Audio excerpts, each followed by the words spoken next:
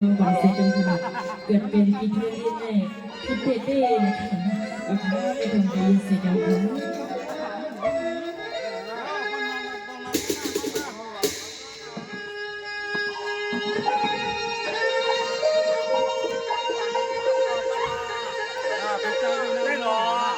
สวัสดีไงก็ปีสุปานาดาปีสาสวยปีอายุมาถ้าทางนี้ปีสุมากลาพามายังลายละหา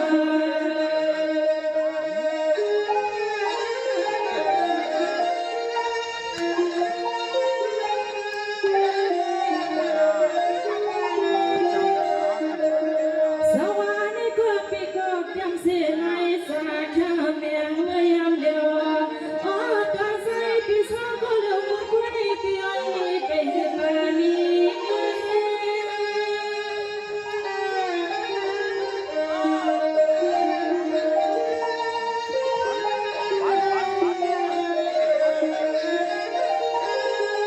สวัสดีก็ปีเขาเป็นก็ไม่ขาดใจสวยนอนปีอันเลยหันหน้าสวัสดีไปนอนก็ย้อนยุ่งไม่แน่ปันน้องเย่หันหา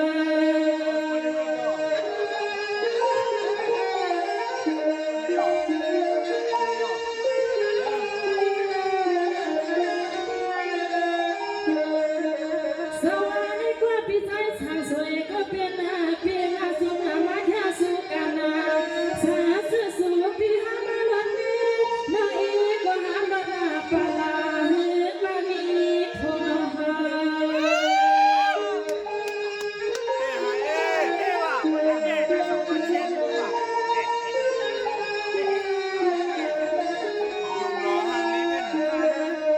สวัสดีพี่นาน้องพี่สมนามานังตามนาสิเนมาอยู่เมื่อปีมาขอตัวปีไหนก็มาเขาเนี่ยนะขอคิดน้ำว่าเมื่อยามคำคืนนาที่ราคามาสู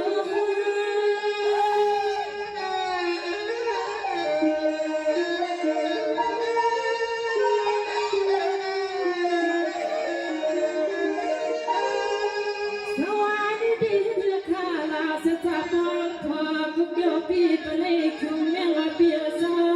คิดว่าใส่พี่ห้องเราอยู่เลือกตัวเลยใส่ไปหันหน้าพี่หันหน้าเนี่ย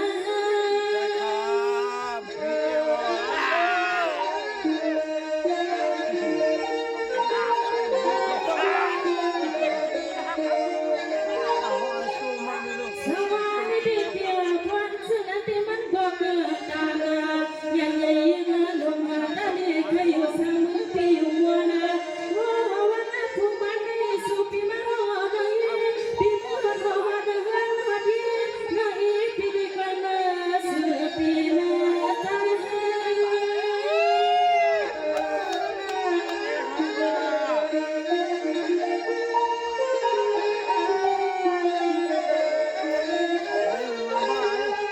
สวัสดีพี่ชายชางสวยก็เป็นเปียกในคนสาวสาวพี่น้ำละมายาเสกขานอนพี่ในก็ไปพาขึ้นไว้วันปอกตังลาพี่สาวผู้พี่น้องเขาเปลี่ยนลูกเลี้ยงลูกแล้วก็มองหน้าดูข้างนอกสุดท้ายเปลี่ยนปอหา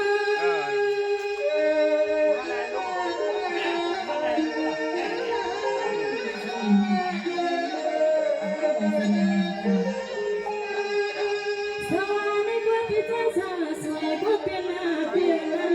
ในคนนอนพี่เมื่อกว่าเปลี่ยนลูกเลี้ยงลูกรอสัวในก็เปลี่ยนหันใจน้องคำแล้วผัวใจพี่ลูกเกียร์น้องดีมาสักวันได้หลายเมืองก็พี่ละให้เนื้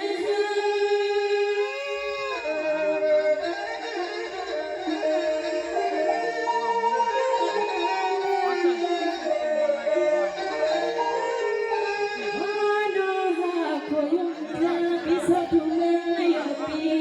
จนน้ำเจอพี่เขาเข้ามาข้าสู้ยืนจนน้องได้เสียงไกลๆที่ได้มีน้องสู้มากะหาถึงใส่พี่พ่อเลยมาหัวกว่าเพราะว่าคอยจบคำให้มาก็ใจเปียสาวสูงเลยเมื่อเข้ามากระสวา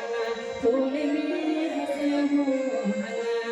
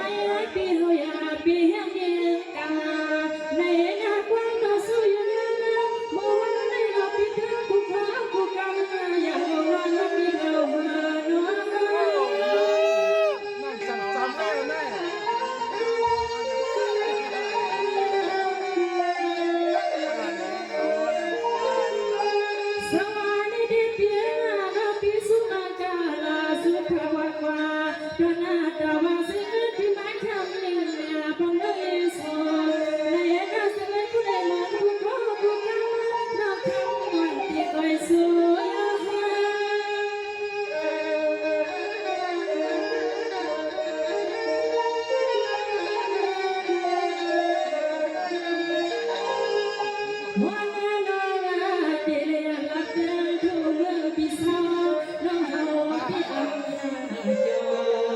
subscribe cho kênh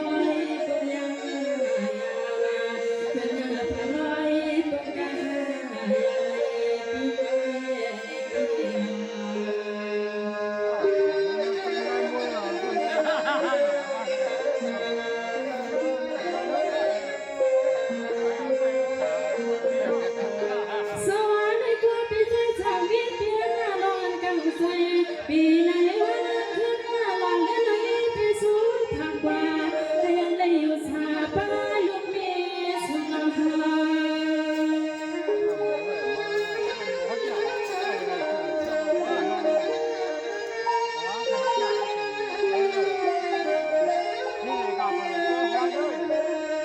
Mì Gõ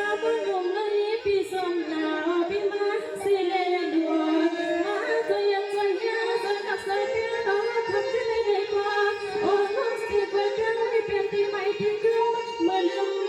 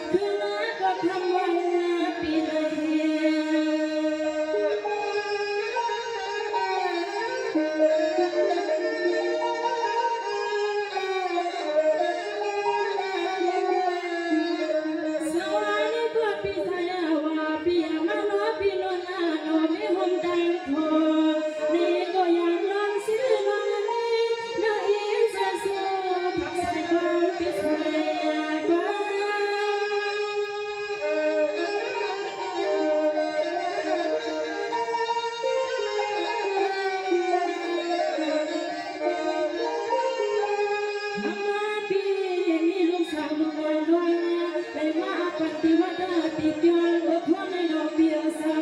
มาแล้วลูกค้ามาพิสาก็มาทดทำที่ในศาสนาว่าเบี้ยสามันได้ศาสนาสุดๆนาปานามันได้สันสุดนาสุดนาปา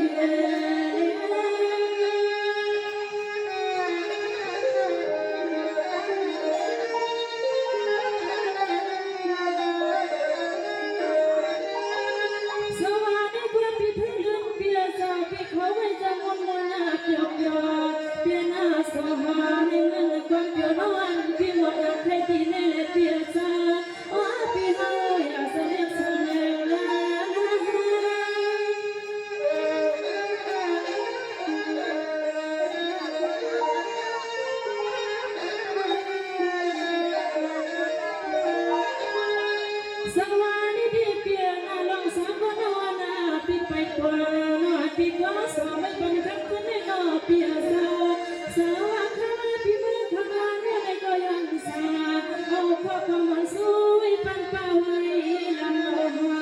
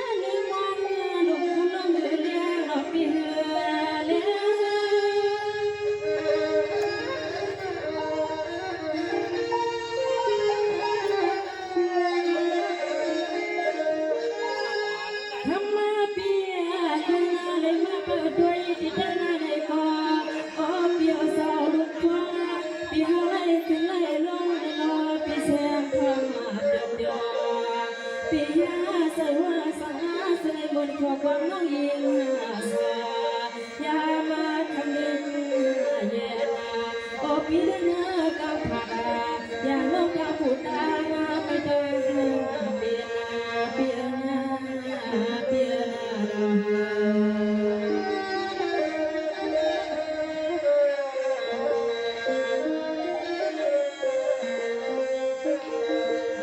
สวรรค์ในความปิดให้เลื่อนเปียนาพนานาเปียหันใจเปียนาปาโอ้น้อยดอยพี่หัวกว่าแต่ยาดอยในลีนำเย็นออกมา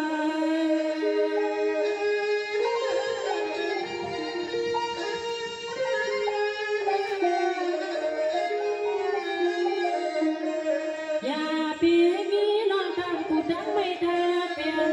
เนนาโนผู้สร้างไม่สร้างกระตังเสียงมาอยู่ทางอาเสดอยโซเสดอย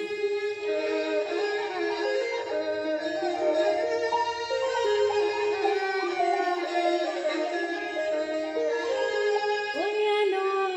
ปนอเด็กมันเขาสั่งมันเลี้ยจ้าพวกมึงสาวแล้วไม่ได้ก็เสียเลยขาขึ้นตัวหน้าขาสาเสือมีทางปล่อยในน้องลาลาอยู่สั่งขึ้นเลยมาเอาแล้วพวกว่ามันกะลาสุนาปกันนาสวาสวยพันกุคุณกุนากระดังเสียงสาวทุ่งเมืองอยากปูมีลมดังจะนอนอย่าเป็นมีผู้มีไม่มีหวัง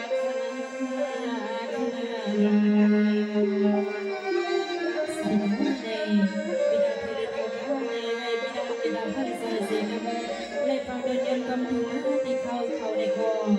ให้อันเป็นโมหันเสือสิงในเขาไม่สูงดังสิงหา